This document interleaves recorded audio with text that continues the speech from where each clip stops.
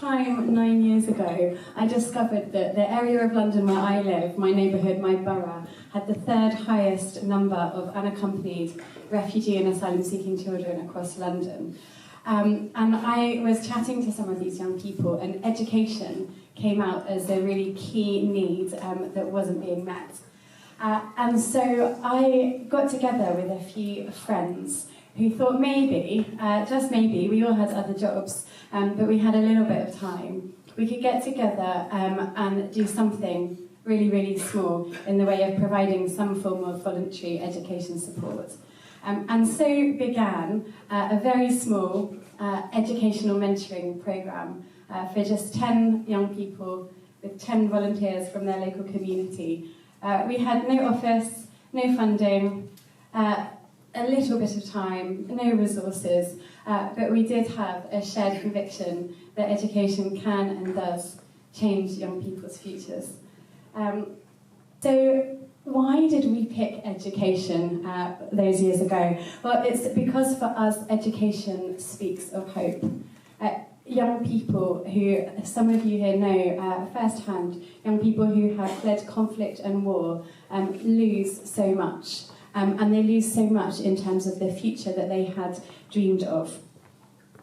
But education is inherently forward-looking.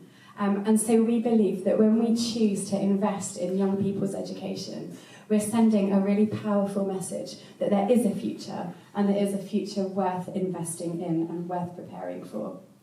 And we're here with you tonight because we have what I think is an amazing opportunity to literally help hope grow up from the ground and create what I hope will be a wonderful education centre for young refugees and a home for RSN. My name is Hamid. I arrived in the UK from Afghanistan when I was 16-year-old. I came from a village where education was non-existent, and it was all due to the conflict in that city. But when I arrived in the UK, I was in a very bad emotional form. I was depressed and sad and being very alone. I managed to enroll in college to learn the language and some basic mathematics with the help of authorities and my support worker.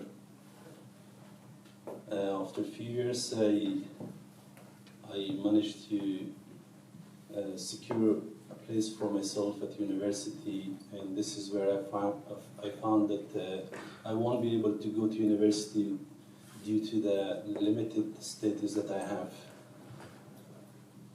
So this was the time that I feel like everything is going again into the wrong direction, into disaster. I was in the student advice room, and I asked this guy, I said, is there anyone or anybody to help me go to university, because all my friends going to university and I'm the only one I can't. And he said, no, but there is a lady waiting upstairs for someone else, and if you want you can just have a chat with her.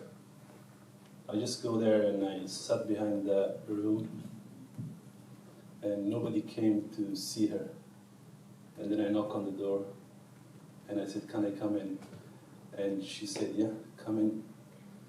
And I told her, I know you're waiting for someone else, but he's not here, so I'm here.